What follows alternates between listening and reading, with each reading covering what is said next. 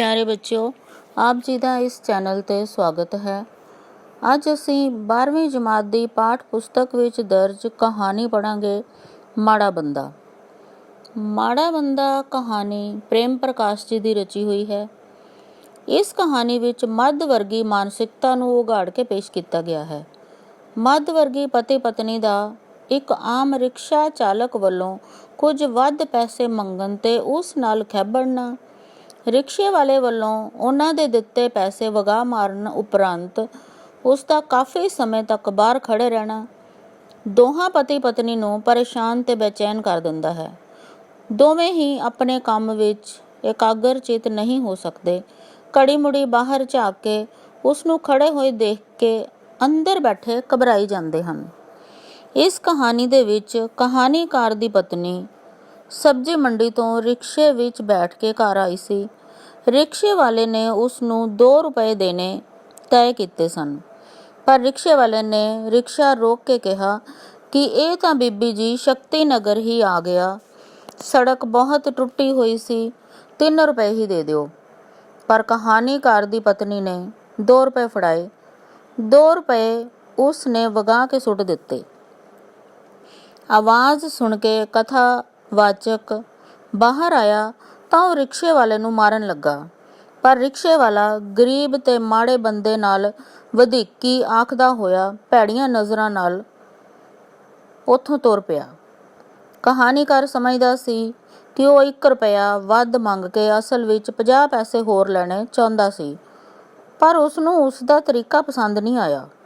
ਉਸਨੂੰ ਚਾਹੀਦਾ ਸੀ ਕਿ ਨਿਮਰਤਾ ਤੇ ਮਿੰਨਤ ਨਾਲ ਕਹਿੰਦਾ ਕਿ ਉਸਨੇ ਉਹਨਾਂ ਦੀ ਕੋਠੀ ਨੂੰ ਨੇੜੇ ਸਮਝਿਆ ਸੀ, ਪਰ ਉਹ ਦੂਰ ਨਿਕਲੀ। ਉਸਨੂੰ 50 ਪੈਸੇ ਹੋਰ ਦੇ ਦਿਓ ਤਾਂ ਸ਼ਾਇਦ ਉਸਦੀ ਪਤਨੀ ਉਸਨੂੰ ਦੇ ਵੀ ਦਿੰਦੀ, ਜੋ ਕਿ ਉਹ ਤੁਰੇ ਜਾਂਦੇ ਗਰੀਬ ਨੂੰ ਵੀ ਚਾਹ ਰੋਟੀ ਦਿੰਦੀ ਰਹਿੰਦੀ ਹੈ।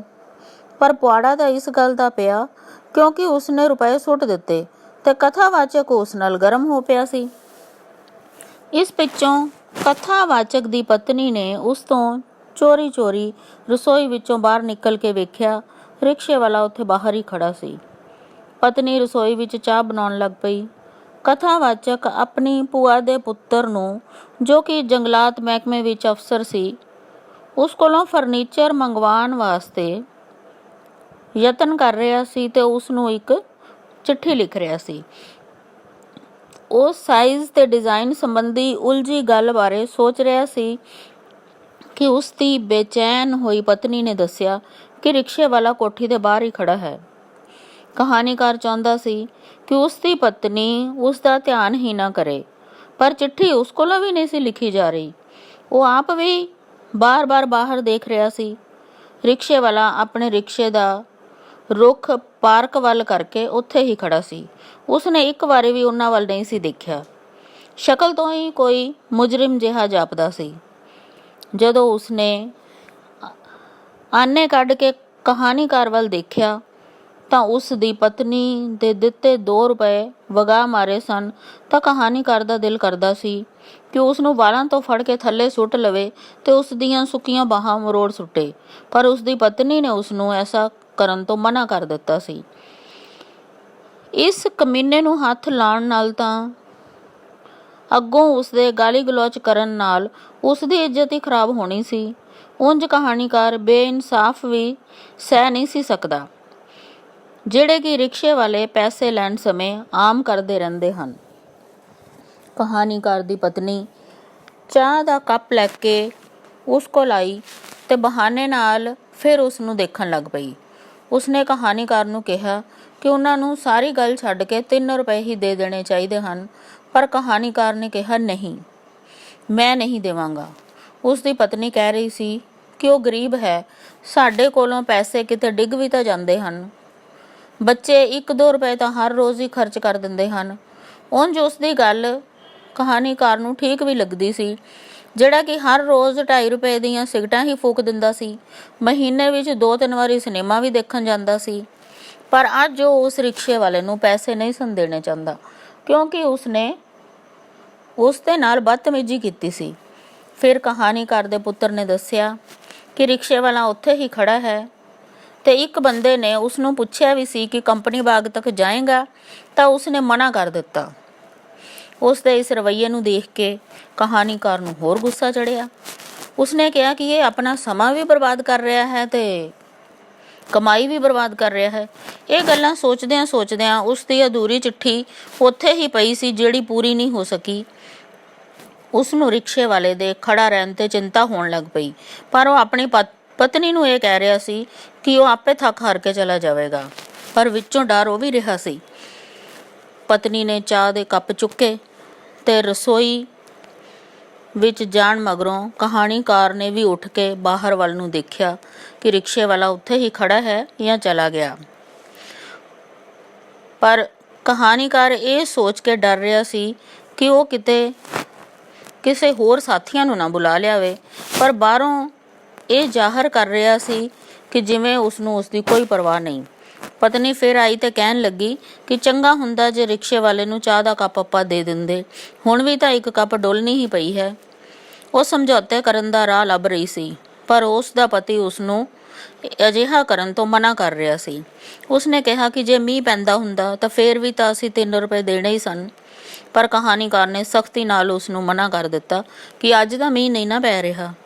ਇਹ ਗੱਲ ਕਰਦਿਆਂ ਉਸਨੇ 2-3 ਸਤਰਾਂ ਲਿਖੀਆਂ ਤੇ ਚਿੱਠੀ ਅਧੂਰੀ ਹੀ ਪੂਰੀ ਕਰ ਦਿੱਤੀ। ਉਸਨੂੰ ਆਪਣੀ ਪਤਨੀ ਦੀ ਇਸ ਆਦਤ ਤੇ ਖਿਝ ਆ ਰਹੀ ਸੀ ਕਿ ਜਦੋਂ ਵੀ ਕੋਈ ਮਜ਼ਦੂਰ ਝਗੜਾ ਪਾ ਬੈਠੇ ਤਾਂ ਉਹ ਵੱਧ ਪੈਸੇ ਦੇ ਕੇ ਖਲਾਸੀ ਕਰਾਉਂਦੀ ਹੈ। ਅੱਡੇ ਉੱਤੇ ਬੈਠੇ ਮੰਗਤੇ ਦੀ ਇਹ ਗੱਲ ਮੰਨ ਲਓ ਕਿ 25 ਪੈਸੇ ਦਾ ਪਾਨ ਖਾ ਕੇ ਵੀ ਤੁਸੀਂ ਥੁੱਕ ਦਿੰਦੇ ਹੋ, ਇਸ ਗਰੀਬ ਦੀ ਤਲੀ ਉੱਤੇ ਹੀ ਥੁੱਕ ਦਿਓ। ਕਥਾਵਾਚਕ ਗੁੱਸੇ ਨਾਲ ਉੱਠਿਆ ਤੇ ਰਿਕਸ਼ੇ ਵਾਲੇ ਨੂੰ ਪੁੱਛਣਾ ਚਾਹੁੰਦਾ ਸੀ ਕਿ ਉਸਨੇ ਜਾਣਾ ਹੈ ਕਿ ਨਹੀਂ ਜਾਣਾ, ਨਹੀਂ ਤਾਂ ਉਹ ਪੁਲਿਸ ਕੋਲ ਉਸ ਦੀ ਸ਼ਿਕਾਇਤ ਕਰੇ। ਉਹ ਵਰਾਂਡੇ ਵਿੱਚ ਆਇਆ ਤਾਂ ਉਸਨੇ ਦੇਖਿਆ ਰਿਕਸ਼ੇ ਵਾਲਾ ਜਾ ਚੁੱਕਾ ਸੀ।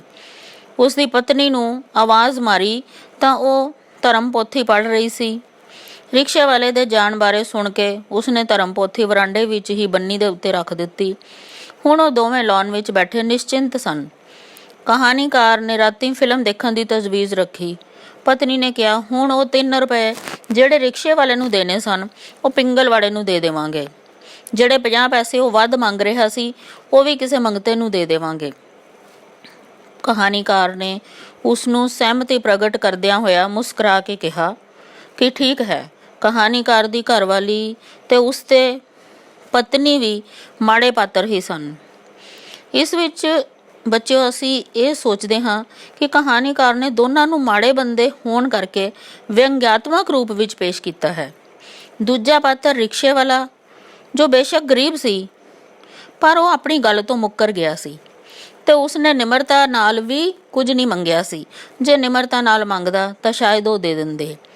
ਲੇਕਿਨ ਦੇਖਿਆ ਜਾਵੇ ਤਾਂ ਦੋਨੋਂ ਹੀ ਪਾਤਰ ਜਿਹੜੇ ਸੀ ਉਹ ਆਪਣੇ ਆਪ ਵਿੱਚ ਮਾੜੇ ਸਨ। ਇਸੇ ਚੀਜ਼ ਨੂੰ ਹੀ ਕਹਾਣੀਕਾਰ ਦਰਸਾਉਣਾ ਚਾਹੁੰਦਾ ਹੈ ਕਿ ਇਸ ਤਰ੍ਹਾਂ ਦੀ ਜਿਹੜੀ ਕਹਾਣੀ ਹੈ ਉਸ ਵਿੱਚ ਕਹਾਣੀਕਾਰ ਸਾਡੇ ਸਮਾਜ ਦੇ ਪਾਤਰਾਂ ਦੇ ਮਾੜੇ ਕਿਰਦਾਰ ਦੇ ਬਾਰੇ ਦੇ ਵਿੱਚ ਸਾਨੂੰ ਦੱਸਣਾ ਚਾਹੁੰਦਾ ਹੈ, ਲੇਕਿਨ ਉਸਨੇ ਵਿਅੰਗਾਤਮਕ ਤਰੀਕੇ ਦੇ ਨਾਲ ਇਸ ਨੂੰ ਪੇਸ਼ ਕੀਤਾ ਹੈ ਕਿ ਮੱਧ ਸ਼੍ਰੇਣੀ ਦੇ ਪਾਤਰ ਜਿਹੜੇ ਹੈ ਉਹ ਕਿਸ ਤਰ੍ਹਾਂ ਆਪਣੇ ਆਪ ਨੂੰ ਸਹੀ ਵੀ ਮੰਨਦੇ ਹਨ ਤੇ ਉਹ ਗਲਤ ਵੀ ਹੁੰਦੇ ਹਨ। ਇਸ ਕਹਾਣੀ ਦੇ ਵਿੱਚ ਯਥਾਰਥਕ, ਮਨੋਵਿਗਿਆਨਿਕ ਤੇ ਵਿਅੰਗਾਤਮਕ ਤਰੀਕੇ ਦੇ ਨਾਲ ਇਸ ਗੱਲ ਨੂੰ ਪੇਸ਼ ਕੀਤਾ ਗਿਆ ਹੈ।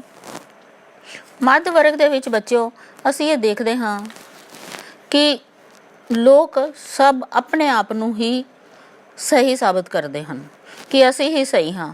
ਅਸਲ ਵਿੱਚ ਆਪੋ ਇਸ ਕਹਾਣੀ ਵਿੱਚ ਵੀ ਆਪਣੇ ਆਪ ਨੂੰ ਤਾਕਤਵਰ ਸਮਝਦਾ ਮੱਧ ਵਰਗੀ ਪਤਨੀ ਜਿਹੜੀ ਹੈ ਉਹ ਇੱਕ ਆਮ ਮਾੜੇ ਰਿਕਸ਼ਾ ਚਾਲਕ ਤੋਂ ਭੈਭੀਤ ਹੋ ਜਾਂਦੀ ਹੈ, ਜਦ ਕਿ ਬਾਹਰ ਖੜਾ ਰਿਕਸ਼ੇ ਵਾਲਾ ਤਾਕਤਵਰ ਜਾਪਣ ਲੱਗ ਪੈਂਦਾ ਹੈ। ਜਦੋਂ ਕੁਝ ਸਮਾਂ ਉਹ ਬਾਹਰ ਖੜਾ ਰਹਿੰਦਾ ਹੈ ਤਾਂ ਰਿਕਸ਼ੇ ਵਾਲਾ ਪੈਸੇ ਲਏ ਬਿਨਾਂ ਹੀ ਚਲਾ ਜਾਂਦਾ ਹੈ।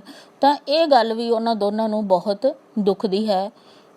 ਉਹਨਾਂ ਨੂੰ ਸੁੱਖ ਦਾ ਸਾਹ ਤੇ ਆਉਂਦਾ ਹੈ ਕਿ ਉਹ ਚਲਾ ਗਿਆ, ਹੁਣ ਲੜਾਈ ਝਗੜਾ ਨਹੀਂ ਹੋਏਗਾ, ਪਰ ਉਹਨਾਂ ਦੇ ਮਨ ਦੇ ਉੱਤੇ ਇੱਕ ਦੋਸ਼ ਦੀ ਭਾਵਨਾ ਰਹਿੰਦੀ ਹੈ ਕਿ ਅਸੀਂ ਉਸ ਦੇ ਪੈਸੇ ਜਿਹੜੇ ਹੈ ਉਹ ਉਸ ਨੂੰ ਨਹੀਂ ਦਿੱਤੇ। ਇਹ ਦੋਸ਼ ਭਾਵਨਾ ਤੋਂ ਛੁਟਕਾਰਾ ਪਾਉਣ ਲਈ ਅਖੀਰ 'ਚ ਸੋਚਦੇ ਹਨ ਕਿ ਅਸੀਂ ਪਿੰਗਲਵਾੜੇ ਨੂੰ ਹੀ ਇਹ ਪੈਸੇ ਦੇ ਦੇਵਾਂਗੇ ਉਹਨਾਂ ਨੂੰ, ਤਾਂ ਕਿ ਆਪਣੇ ਆਪ ਨੂੰ ਮਾੜਾ ਸਮਝਣ ਦੀ ਸੋਚ ਤੋਂ ਛੁਟਕਾਰਾ ਮਿਲ ਸਕੇ। ਧੰਨਵਾਦ ਬੱਚਿਓ।